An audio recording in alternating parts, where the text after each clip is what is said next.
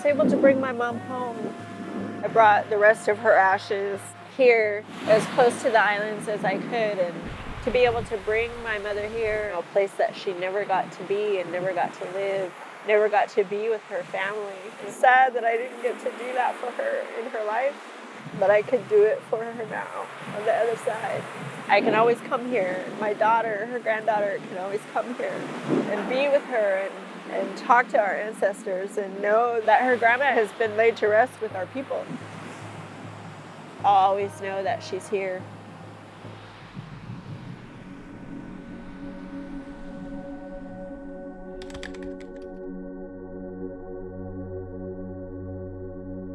Rebecca Black here. I am a Quileute enrolled Quinault Indian Nation, coming to you today from the beautiful land of the Swinomish people where I happen to live and work. They're not my people, but this is where I am. It's where I grew up and where I live today.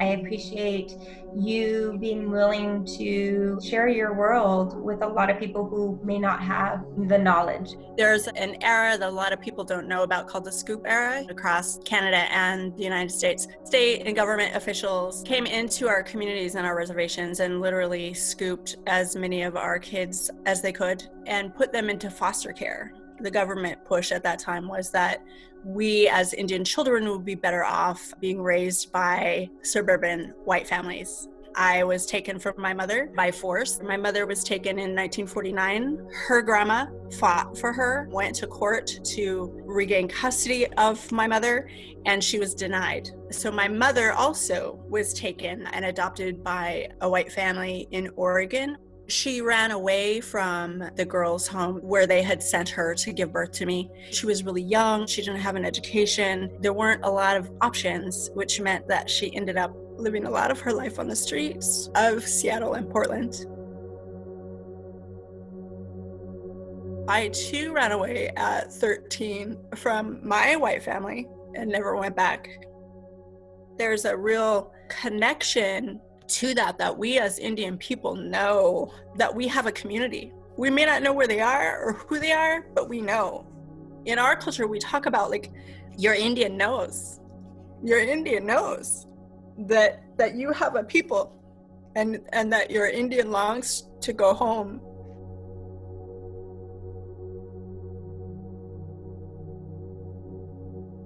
That's kind of how I ended up here at Swinomish. I became an emancipated youth. These were not my people, but they just took me in. And that's what prompted me to move back here, was that I grew up here and it's a beautiful community and I'm connected here.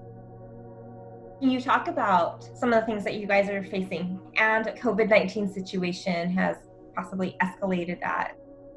That intergenerational trauma that we carry, we've been fighting that since contact.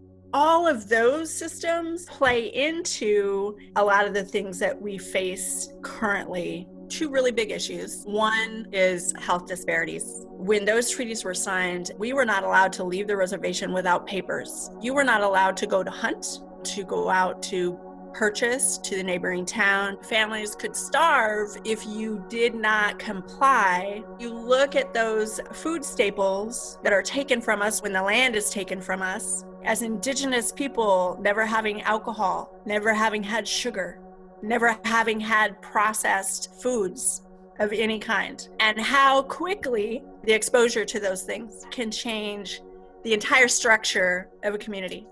And then add inadequate healthcare. In our communities, our health outcomes today, we're 2.7 times more likely to die as Indigenous people of hepatitis, 60% more likely to have asthma as children than our white counterparts. We're 50% more likely to be diagnosed with coronary heart disease. So all of the things that COVID right now is attacking is everything that we have faced. And I look at the Navajo Nation and I think about how devastating this could be to any of our communities. Have you guys been affected with anyone having COVID in your community? There were 2 Swinomish tribal members that have passed, but 2 folks that were in rehabilitation facilities. They weren't here in the community when they got sick.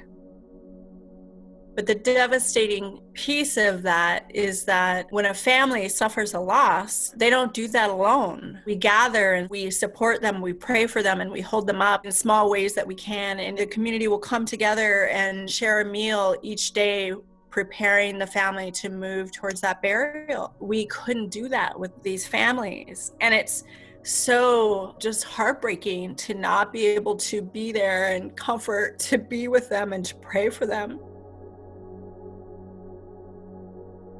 I went and sat in our car out on the street, just to pray for them and to be there in some way, because we couldn't be with them. For us, that is not what we do.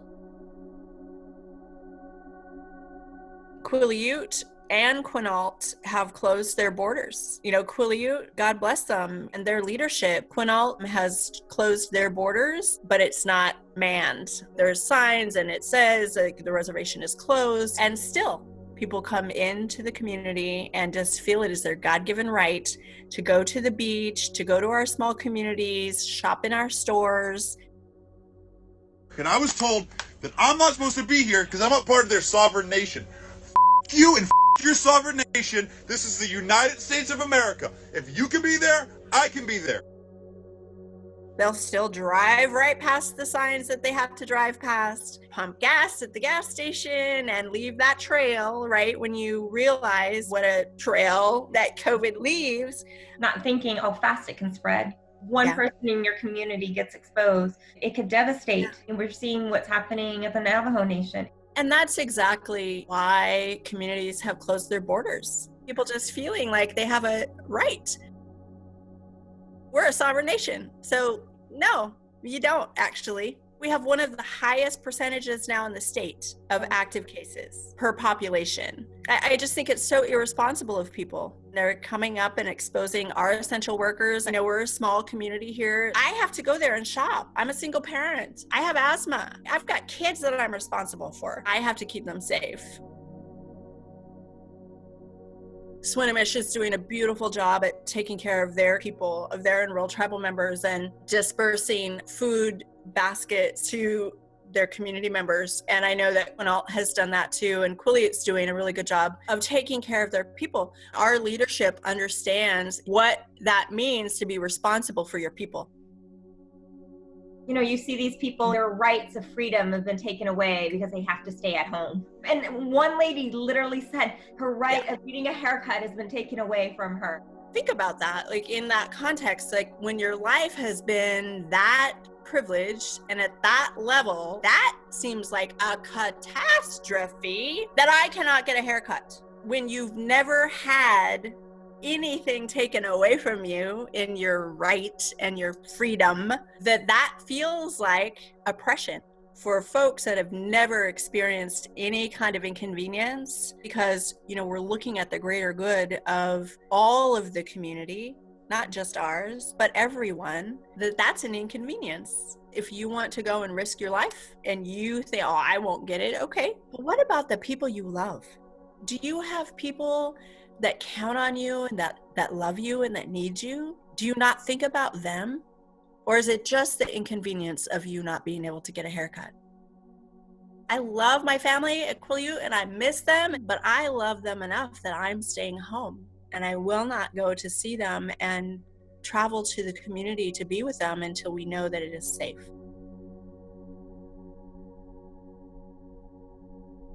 Had this not come, what would your community be doing right now? This would be the height right now of war canoe races. The other piece too is preparing for canoe journey.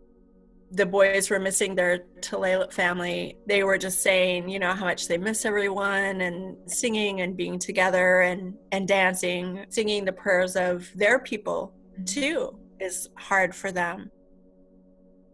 Canoe represents that healing embodiment for us as a people, that connection to our ancestral highways. The ocean was our food source, and we would hunt. The Macaws and the Quileutes hunted whale in a canoe. We halibut fished, we hunted sea lions. The water was everything to us. And a lot of those things were taken and lost to our people. You can talk to your ancestors. You push through some really hard things. When we sing and we dance, like those are the prayers of our people. We're not chanting. We're praying for our people.